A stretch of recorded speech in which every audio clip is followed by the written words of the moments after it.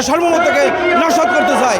এই জাতি গর্জে উঠবে এবং শরীফ হাদির রক্তের বদলা নেবে। বাংলাদেশের যুব সমাজকে, বাংলাদেশের স্বাধীনতা জনগণকে ভারত আধিপত্যবাদী শক্তি ষড়যন্ত্র করে তাদেরকে খুঁজে খুঁজে হত্যা করার পরিকল্পনা করেছে।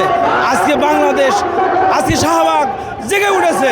এই আধিপত্যবাদী শক্তি ভারতীয় ইস্ট ইন্ডিয়ান কোম্পানির যে ষড়যন্ত্র ছিল তদ্রূপ এই ভারত আবার বাংলাদেশের স্বাধীনতার সার্বভৌমত্বকে নস্যাৎ করতে চায়।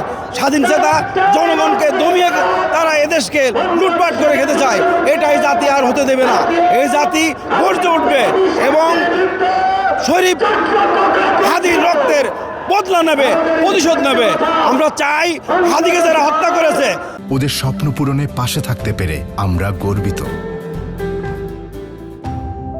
তাদেরকে খুঁজে বের করে বাংলাদেশের আইনের কাছে সমর্থ করে তাদেরকে বিচারের আওতায় এনে ফাঁসি দেওয়া হোক।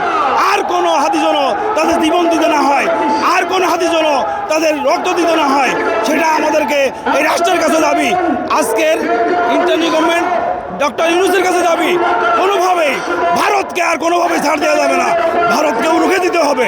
বাংলাদেশের জনগণকে ঐক্যবদ্ধ করে আগামী নির্বাচনের মাধ্যমে যে সরকার আসবে সেই সরকার হবে ভারত বিরোধী সরকার, আধিপত্য বিরোধী সরকার, একটি কল্যাণমূলক সরকার, কল্যাণকামী সরকার।